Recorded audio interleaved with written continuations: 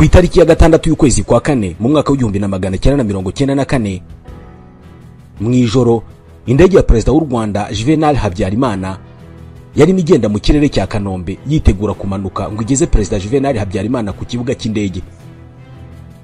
Ababishinzwe bari biteguye kumwakira nk'uko byari bisanzwe. Gusa byose byahindutse mu mwanya muto cyane. Haje missile zikurikirana zihuta cyane zahuranye iyo ndege ya Falcon 50 zishwanyaguza igice cyayo cy'imbere maze igenda igurumana yisekura ku butaka mu rugo rwa Perezida Habyarimana. Ubwo Habyarimana barapfuye. Kuva ubwo mu buryo bwihuse vuba bariyeri zahise zishingwa hirya no hino mu gihugu cyane cyane mu mujyi wa Kigali. Abasirikare bashinzwe kurinda umukuru w'igihugu abajepe nk'uko babita batangira kugana mu nzu z'abanyapolitike babatwara umwe ku wundi. Inzu z'abatutsi zatangiye kugabwaho ibitero hirya no hino mu gihugu. Uko niko byagenze mu minsi 100 yakurikiyeho. Abatutsi baratsembwa igihugu cyose. Uru rupfu rwa Habyarimana abateguye n'abakoze jenoside barugize urwitwazo batsemba abatutsi basaga miliyoni. Cyari ikinyoma cyambaye ubusa, kubera ko gusobanura uburyo Habyarimana apfira i Kigali ukica umwana uri mu nda ya nyina utaranabaho, cyangwa se ukica umwana uri mu Ruhengeri cyangwa se Cyangugu n'ahandi mu gihugu, ntabwo bisobanutse. Urupfu rwa Habyarimana rwabaye ku itariki ya 6 y'ukwa kane mu 1994. Ni ibiki byaranze uwo munsi ubwo Habyarimana Juvenal ndetse n'abandi bantu 14 bari kumwe nawe mu ndege barimo na Perezida w'u Burundi Ntaryamira Cyprien bicwaga mu gitero cyagabwe ku ndege yari mutwaye ya Falcon 50. Reka tubivugeho. Byinshi biri muri iki kiganiro twabikuye mu gitabo Steeped in Blood, Akazu and the Acts of Rwandan Genocide Against Tutsi. Twabikuye kandi mu nyandiko za komisiyo yitiriwe Mucyo yakoze iperereza ku ruhare rw'Ubufaransa muri jenoside yakorewe abatutsi, ndetse na komisiyo Mutsinzi yakoze iperereza ku iraswa ry'indege Falcon 50 yari itwaye Perezida Habyarimana. Ku itariki ya 4 y'ukwa munani mu 1993 hasinywe amasezerano y'amahoro hagati ya leta y'u Rwanda n'umuryango RPF Inkotanyi. Yarakubiyemo icyerekezo cy'u Rwanda kirebana no kuba u Rwanda rwari kuba igihugu cya buri wese. Na amasezerano yarakubiyemo gushinga igihugu kigendera ku mategeko, gusaranganya ubutegetsi no kuvanga ingabo nka bimwe mu bisubizo byagombaga guhagarika intambara Inkotanyi zarwanagamo n'inzirabwoba. Aya masezerano yavuga ko hagombaga kujyaho guverinoma y'inzibacyuho ihuriweho n'impande zombi. Ni guverinoma Habyarimana nabo bafatanyaga kuyobora igihugu banze gushyiraho kugera jenoside yakorewe abatutsi ishyizwe mu bikorwa. Mu mezi abanza y'umwaka w'1994 Perezida Habyarimana yisubiyeho kubirebana n'amasezerano yari yasinyiye Arusha muri Tanzania yo gushyiraho guverinoma ihuriweho, maze imihango yo kuyishyiraho arayitinza ku bushake. Gusa igitutu cy'amahanga cy'ibihugu nka Leta Zunze Ubumwe za Amerika ndetse n'Ububirigi na Banki y'Isi cyamwikubiseho kimukura ku izima, yemera gushyiraho iyo guverinoma ihuriweho. Kubaheza nguni benshi iri ryari ikosa rikomeye cyane Perezida Habyarimana yarakoze. Bamwe mu banyapolitike bo muri MRND batashakaga ishyirwa mu bikorwa ry'aya masezerano batangiye kureba Perezida Habyarimana nabi, ariko abasirikare bakuru bo babishyize ku rundi rwego. Uko niko bihurije mu mitwe minini yo kurwanya Perezida Habyarimana Juvenal yari irimo uwitwaga Amasasu ndetse n'undi witwaga Abaruharaniye. Nk'uko byanditswe na Andrew Wallace mu gitabo Steeped in Blood, Akazu and the Acts of Rwandan Genocide Against the Tutsi, ngo abatari bashyigikiye Perezida Habyarimana babonye ko ntacyo kibamariye ari muzima, ko ahubwo urupfu ari rwo rwari rufite icyo rwabagezaho. Andrew Wallace yavuze ko icyemezo cyafashwe nyuma yaho bari bamaze kubona ko Habyarimana Juvenal yamaramaje gushyiraho guverinoma y'inzibacyuho. Byose ngo byabereye mu rugo rwa Perezida Habyarimana iwabo mu Gasiza mu cyahoze ari perefegitura ya Gisenyi. Ku itariki ya 2 y'ukwa kane mu 1994 mu mugoroba ubanziriza Pasika, ubwo yari yatumiye uwari intumwa y'umunyamabanga mukuru w'umuryango w'abibumbye mu butumwa bwo kubungabunga amahoro mu Rwanda, Minuar, Jacques Roger Bobo ngo yamubwiye ko ku itariki ya 8 y'ukwezi kwa kane mu 1997 ko nyuma y'inama y'abakuru b'ibihugu ya Dar es Salaam muri Tanzania amasezerano ya Arusha azaba yamaze gusinywa. Yamubwiye ko kuri iyo tariki ya 8 ngo hazashyirwa mu bikorwa gahunda yo gushyiraho guverinoma ihuriweho. Icyo gihe ngo yanasabye Enoch Ruhigira wari umuyobozi w'ibiro bya Perezida wa Repubulika gutegura icyo gikorwa. Ariko Joseph Nzirorera wari umunyamabanga mukuru w'ishyaka rya MRND yaratinyutse abwira Perezida Habyarimana ko batazabimwemerera rwose. Ndetse ngo we n'abandi banyapolitike bari hafi mu kazu ngo ku itariki ya 4 y'ukwezi kwa kane mu 1994 nibwo bafashe umwanzuro wo kuzarasa indege ya Perezida Habyarimana igihe ari kubavuye mu nama i Dar es Salaam. Mu buhamya bw'abasirikare barindaga umutekano wa Perezida ngo icyo gihe nibwo Joseph Nzirorera yagerageje kuvuguruza Perezida Habyarimana akamubwira ko batazamwemerera gushyiraho guverinoma ihuriweho. Ngo ariko ibyo by'uko Nzirorera na bagenzi be batazamukundira ntibyabujije Perezida Habyarimana guha amabwiriza Enoch Ruhigira wari umuyobozi w'ibiro bya Perezida gutegura imihango yo kuzarahiza guverinoma y'inzibacyuho yaguye nk'uko yari yaremejwe mu masezerano ya Arusha. Akimara gutanga iri tegeko rwose ngo nibwo nawe yarasinyiye kwicwa.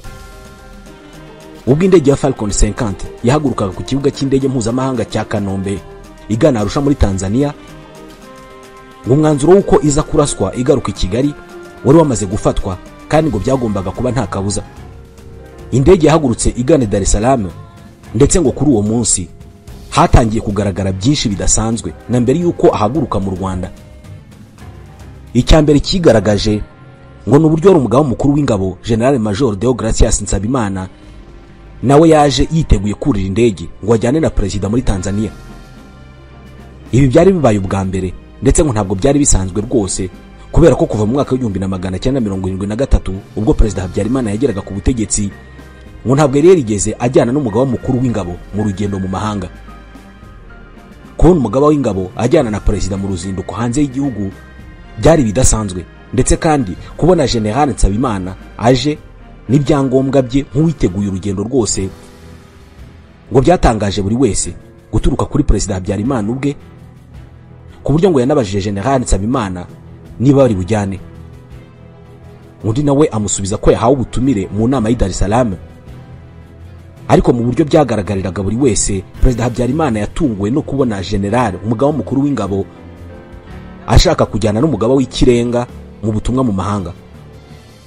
Ibi byemejwe n'abasirikare bacungaga umutekano wa Perezida Habyarimana bamuherekeje Kanombe mu gitondo cy'itariki ya 6 y'ukwa kane. Ku bashakashatsi benshi ngo iki ni ikimenyetso gikomeye kigaragaza umugambi wari wanogejwe wo kurimbura Perezida Habyarimana ndetse no guhita genocide ishyirwa mu bikorwa, kubera ko Colonel Bagosora Theoneste ngo atashaka kuzamubangamira mu gukora ibintu bye uko yabiteguye, ndetse ni nako byaje kugenda kubera ko Habyarimana maze gupfana na General Major Nsabimana ngo byahuje nuko Minisitiri w'Ingabo Augustin Bizimana atari ari mu Rwanda, nawe yari muri Cameroon.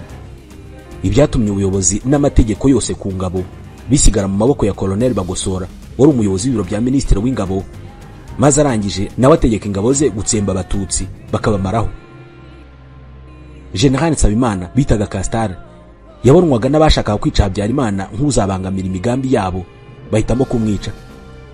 Rero ku itariki ya 6 y'ukwa kane mu 1994 ngo Perezida Habyarimana ageze muri Tanzania yasanze hari abandi bakuru b'ibihugu batandukanye ndetse n'abahagarariye abatayijemo. Muri Tanzania uretse Perezida Habyarimana w'u Rwanda na Ali Hassan Mwinyi, Perezida wa Tanzania wari wateguye iyi nama akayibatumiramo ndetse akanayakira mu murwa mukuru Dar es Salaam, hari n'abandi batandukanye bari bayitabiriye, barimo Perezida w'u Burundi Cyprien Ntaryamira, Perezida wa Uganda Yoweri Kaguta Museveni na Vice Perezida wa Kenya George Saitoti, ndetse hari na Salim Ahmed Salim wari umunyamabanga mukuru w'umuryango w'ubumwe bwa Afurika. Gusa habuzemo Perezida wa Zaire icyo gihe Marshal Mobutu wasubitse kuyizamo ku munota wa nyuma.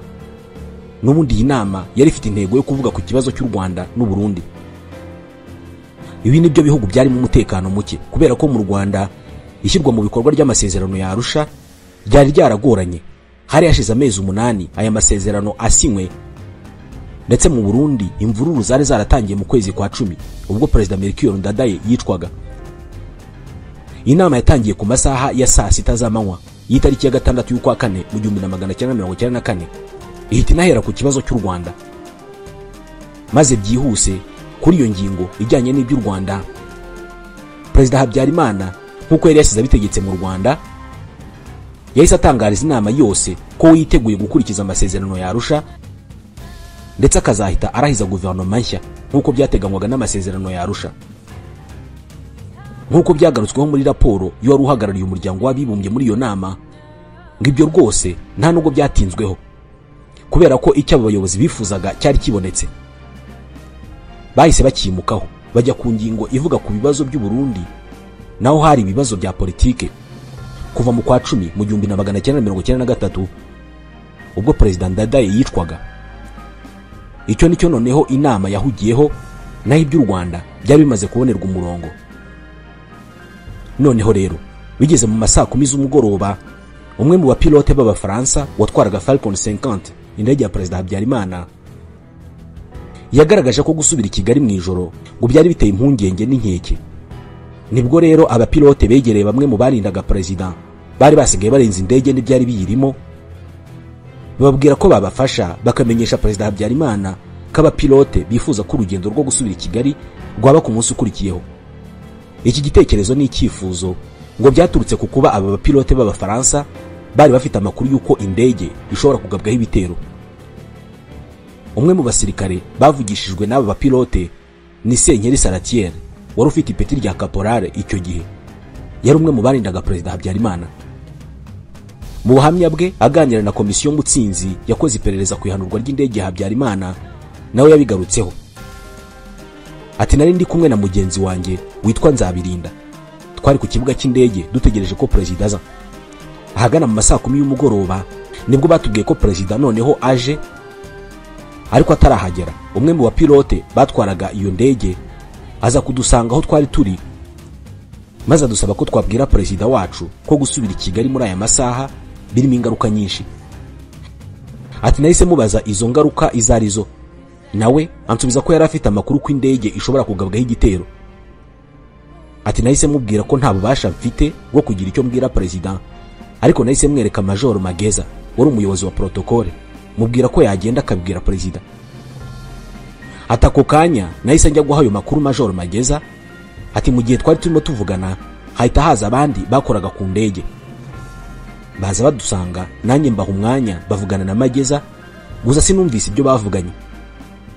Atariko nari ndi hafi aho ngaho mbona Mageza agaragaje ibimenyetso by'uko rwose urugendo rwo gusubira mu Rwanda rwarenda kuka. Ati mu gihe bari bakivugana Perezida yahise ahagera, ibiganiro byabo barabisubika.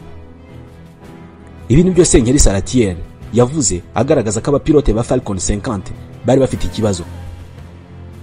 Ariko nanone ngo nubwo Perezida yaraje ku kibuga cy'indege atashye, ariko benshi mu bayobozi ba Tanzania bari bamusabye ko yareka akazagenda bukeye, ngo ariko Perezida Habyarimana ntiyabishakaga, ngo yifuzaga cyane kurara i Kigali. Mu buryo bwihariye ibi byagarutsweho muri raporo y'umuryango w'abibumbye yakozwe kuri iyi nama yahuje abayobozi bakuru bo mu karere bari bahuriye Dar es Salaam. Nanone ibi byagarutsweho na Kamana François, wari umwe mu bashinzwe umutekano wa Perezida wanamugendaga iruhande. Nawe mu buhamya bwe yabigarutseho. Ati na mbere yuko Perezida yinjira muri salle inama yari kuberamo, na mbere yuko inama itangira, wari umuyobozi wanjye Captain Leonard Mujyambere yatumenyesheje ko Perezida ari burare muri Tanzania. Ariko nyuma inama irangiye nabonye Perezida ahita yerekeza ku kibuga cy'indege ako kanya, ndetse bamwe mu barindaga umutekano we bagaragarije Colonel Sagatwa impungenge zo kugenda mu ijoro, ariko umwanzuro wo gutaha wari wamaze kuba ndakuka.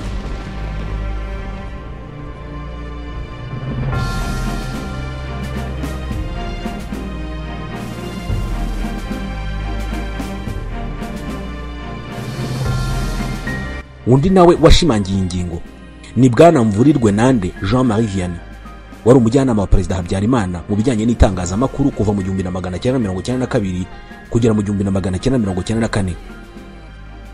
Nawe yabigarutseho avuga ko delegation y'u Rwanda yasigaye Dar es Salaam yakomeje kwishinja urupfu rwa Perezida Habyarimana.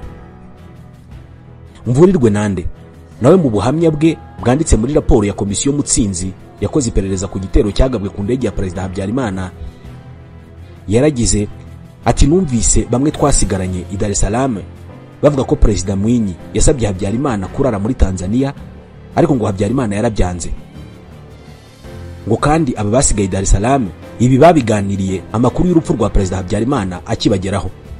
Perezida Habyarimana akiva mu nama amaze kwiyemeza gutaha i Kigali nibwo yasanze babasirikare barimo Caporal Salatiel Senkeri nabo barimo kuvugana.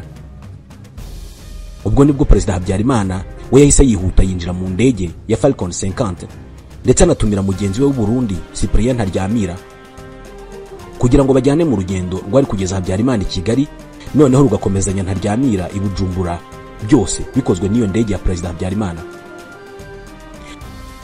Ariko nanone mbere y'uko indege ya Falcon 50 ihaguruka ngo hagaragaye igihunga cyinshi kubera ko bwa mbere mu mateka ye nibwo bwa mbere Perezida Habyarimana yinjiye mu ndege akongera akayisohokamo.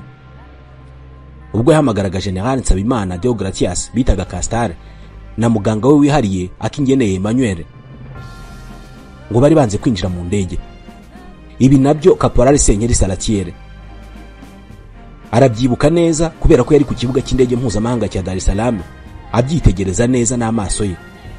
Abigarukaho yaragize ati ubundi mu bisanzwe mu ngendo zose twakoranye na Perezida Habyarimana buri gihe niwe winjiraga bwa nyuma mu ndege, ni nako yabigenje Dar es Salaam.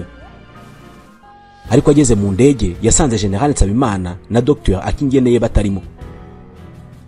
Perezida Habyarimana yahise asohoka mu ndege, ikintu atari yarigeze akora na rimwe, maze avuga mu ijwi riranguruye ati Akingeneye ari hehe? Yanze kuza. Nsabimana ari hehe? Nawe yanze kuza. Nyuma yahise ababaza ati kubera iki mutinjira mu ndege? Nabo bahise bamusubiza ko bumvaga ko imyanya yashize, ko yaba yari yicawemo n'abarundi bari bazanye na Perezida w'u Rwanda. Ako kanya Perezida yahise ababwira ati nimwinjire vuba vuba tugende, maze nabo barinjira, indege irafungwa. Nkuko nyine Salatiel bivuga, ubwo nibwo bwa nyuma we n'abandi barindaga Perezida Habyarimana babonye shebuja n'abo bantu bose binjiranye mu ndege. Gusa kuri aba bagabo bombi Dr Akingeneye na General Nsabimana bidasubirwaho ngo bari bafite amakuru y'uko indege ishobora kuraswa, kandi ngo ntibashakaga kwinjira muri iyo ndege yari igiye kubaganisha ku rupfu babibona. Ariko kubera kubaha umuyobozi wabo bemeye kwinjira muri iyo ndege, ariko bafite imitima ibiri. Kuba babonye binjira mu ndege ntabwo bari bishimye, basaga n'abafite amakuru, ariko Perezida Habyarimana atashakaga kumva kubera ko muri we kurara i Kigali niyo yari intego.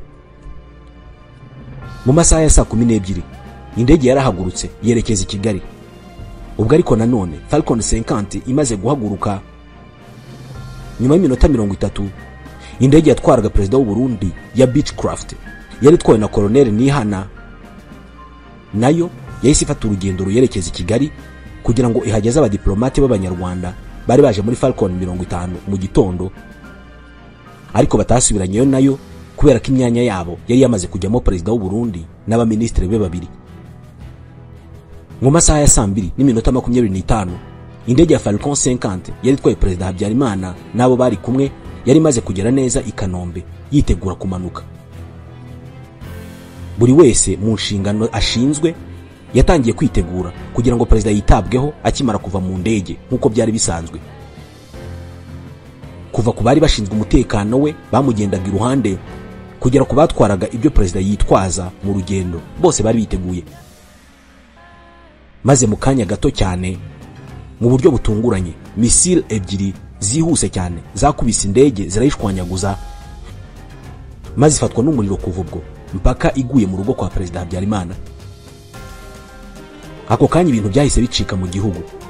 Igihugu gihita kinjira mu icuraburindi rya jenoside yakorewe Abatutsi, kubera ko ako kanya mu kajagari i Kanombe Abatutsi bahise batangira kwicwa, ndetse mu minsi 100 yakurikiyeho Abatutsi barishwe guhera ku bana bato, abasaza n'abakecuru, abafite ubumuga, abasore n'inkumi n'abandi.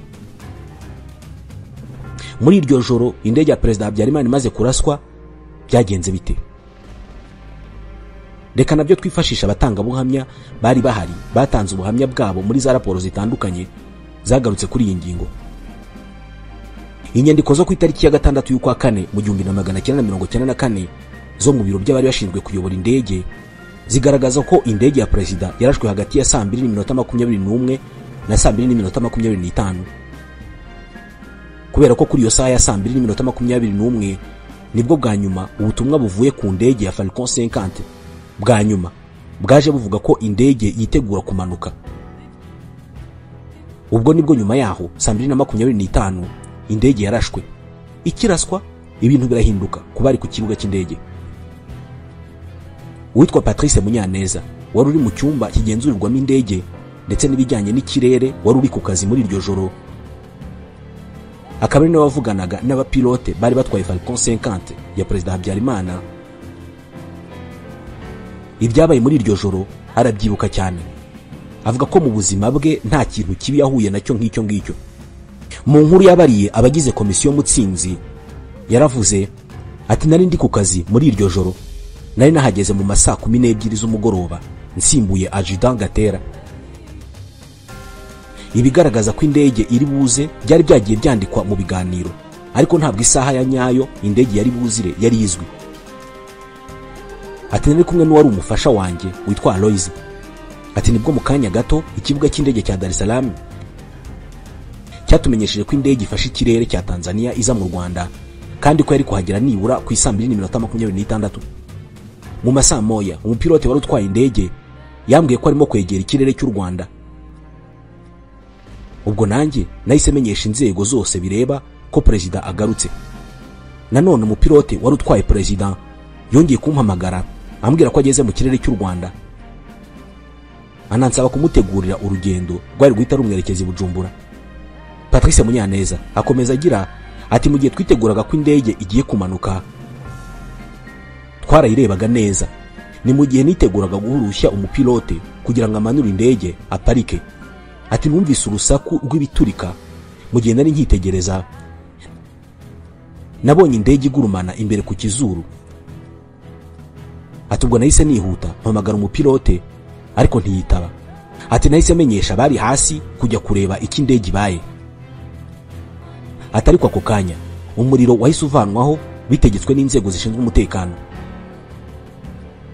Ati muri ako kanya abarindaga umukuru w'igihugu batubujije kugira indi ndege twakira, ndetse mu kanya gato umwe mu bayobozi bakuru b'ikibuga cy'indege Bwana Simbizi Stani aherekejwe n'abasirikare barindaga umukuru w'igihugu bahise baza aho nakoreraga mu rusaku rwinshi no kwanduranya n'amahane menshi, baza bambaza uko bigenze. Mu gihe ntangiye gusobanura bahise batwara inyandiko zose zari ziraho, zari zifite aho zihuriye n'indege. Umuriro wari wavanyweho. Ati ubwo twahise tuzwa kugira n'indege twakira. Uyu Patrice Munyaneza niwe muntu wari urimo ayobora indege muri iryo joro. Undi wagarutse ku buryo iyi ndege yarashwemo abireba ni Elizafani Kamari. Uyu yari umwe mu bashinzwe umutekano w'umukuru w'igihugu wari uhagaze neza imbere y'inzu yakorerwagamo n'abagenzuraga indege. Ubwo neza niwe wari uri ku nzu Patrice Munyaneza yari arimo. Nawe yasubiyemo ati nimugoroba nari ahagenzurirwaga indege, nari nambaye imyambaro ya gisirikare, ariko nari nkivugana n'abari hasi bambaye imyambaro ya gisirikare bategereje indege ya perezida. Noneho mu gihe twayirebaga mu kirere cyerekeye i Masaka nibwo misile ya mbere yahushije iyo ndege yica hejuru. Iya kabiri yahise yikurikira yihuta cyane ikubita ibaba ry'ibumoso. Iya gatatu yayikubise kabine ahicara abapilote. Ati ntabwo indege yahise isandara ako kanya, ahubwo yagiye yaka umuriro iramanuka, isandara imaze kwikubita hasi iraturika, ibabarigwa inyuma y'uruzitiro mu biti byari inyuma ya pisine. Aha uruzitiro na pisine Kamari yavugaga nibyo mu rugo rwa Perezida wa Repubulika Habyarimana Juvenal i Kanombe.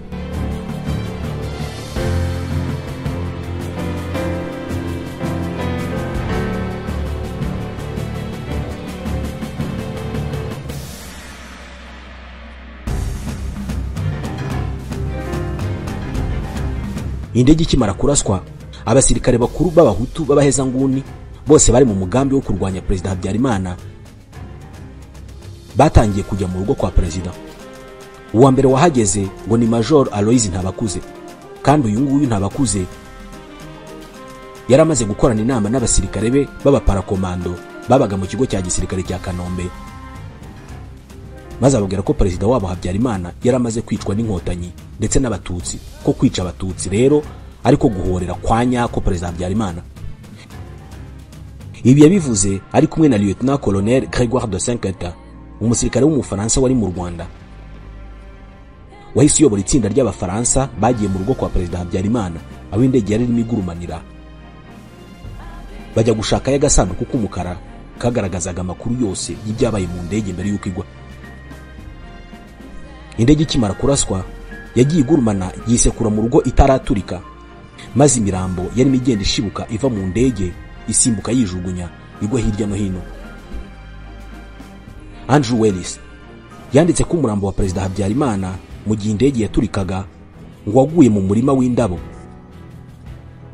Umuganga we Dr Hakingeneye Emmanuel w'umurambo we ngo bawusanze mu igaraje mu gihe imirambo y'abasirikare b'abafaransa batwaraga indege ya Habyarimana yasanzwe inyuma y'igipangu cya perezida mu rutoki. Imwe mu mirambo y'abaguye mu ndege yari irimo ikurwamo, indi ivanwa aho yari iri. Ibyo ngo ni ibikorwa byari bihagarikiwe na Colonel Dr Baransaritse wari umuyobozi mukuru w'ibitaro bya Kanombe. Mu ijoro rwagati Major Protais Mpiranya wayoboraga umutwe w'abasirikare barindaga perezida Habyarimana nawe yaje kwa perezida Habyarimana mu rugo, ndetse na Madame Jeanne Habyarimana umukobwa wa perezida Habyarimana n'umugabo we Ntirivamunda nabo bahise bahagera. Undi musirikare mukuru wahise ajya mu rugo kwa perezida ni Colonel Felicien Muberuka wari umuyobozi mukuru w'ikigo cya gisirikare cya Kanombe. Indege ya perezida ikigwa aho yari yaguye hahise hashyirwa agatsinda gato k'abasirikare bitwaga CRAP bari bizewe bikomeye. Iyi CRAP rero niyo yahawe inshingano zo kurinda indege. Ubwo ariko ni nako abafaransa bari bakomeje gushaka agasanduku k'umukara, ariko muri iryo joro ngo ntibakabonye, ahubwo baragiye bagaruka mu gitondo bakomereza aho bari bageze birangira bakabonye. Umwe mu basirikare bari barinze aho indege yari yaguye witwa Zigirumugabe nawe aganira na komisiyo Mutsinzi yaragize ati mu masaha agana saa 2 za mu gitondo baragarutse barakomeza barashaka, barangije numva babwiye umuyobozi wacu wari utuyoboye w'umuliyotona ntibuka izina ko icyo bashakaga bakibonye. Icyo babonye nubwo batakivuze izina atari ko ntekereza ko ari boîte noire. Ubwo bivuze ko nk'uko benshi mu bashakashatsi ko mu buryo budashidikanywaho ngo abafaransa aribo bazi neza uwarashe indege ya perezida Habyarimana, kubera ko nibo bafite agasanduku k'umukara boîte noire. Ibi bijyanye n'ufite agasanduku k'umukara byateje ikibazo gikomeye nyuma y'iraswa ry'indege ya perezida Habyarimana, kubera ko uwo ari we wese wahishe iyo boîte ngo nta kindi yashakaga kitari uguhisha umuntu wa nyawe warashe iyo ndege yari itwaye perezida Habyarimana. Ariko ku mubare munini abari Kanombe muri iryo joro bashinja abasirikare b'abafaransa bari bayobowe na de Saint-Quentin kuba aribo bahise bihuta vuba vuba bagashaka ku gasanduku k'umukara bakagatwara. Indege ya Falcon 50 ikimara kuraswa mu nyubako ya perezida i Kanombe, Madame wa perezida Agathe Habyarimana yari ahari ari kumwe n'abana be batatu barimo Jean-Luc ngo wanagiye gufotora aho iyo ndege yari imaze guhitana se yari irimo igurumanira, barimo Jeanne umukobwa we mukuru ndetse na bucura bwe Marie Merci Habyarimana, ndetse n'uwitwa Bararengana Serafin wari murumuna wa perezida Habyarimana yahise ahagera ari kumwe n'umugore we Mukamusoni Catherine murumuna wa Madame wa perezida Agathe Habyarimana. Abantu batangiye kuhagera bifuriza Agathe gukomera, ndetse na telefone zivuye imihanda yose zicicikana ziza kumwihanganisha. Mu buhamya bwa Suzanne Seminega wari inshuti ya Madame wa perezida Habyarimana kuko bari barakuranye, avuga ibyo yabonye muri ayo masaha akimara kugera mu rugo rwa perezida Habyarimana aje kwihanganisha inshuti ye ya kera yari maze kugira ibyago byo gupfusha umugabo. Yavuze ko muri ako kanya ngo yabonye Madame Kanziga Habyarimana arimo yandikisha amazina y'abanyapolitike bagomba kwicwa bari barangajwe imbere na Madame Uwiringiyimana Agatha wari minisitiri w'intebe wishwe bukeye bwaho. Uwitwa Jean Birara mu buhamya bwe yavuze ko Madame Kanziga Habyarimana ari kumwe n'abashiki ba Habyarimana b'ababikira ubwo bari baramukazi be, ngo yasabye ko Uwiringiyimana Agatha, Landuard Ndasingwa, Kavaruganda Joseph na Faustin Rucogoza bagomba kwicwa. Ngo buri wese wari muri urwo rugo ngo azi neza ko Agathe Habyarimana yavuze ko agomba kubaho kwihorera kandi hakicwa abatutsi bose kubw'umugabo we.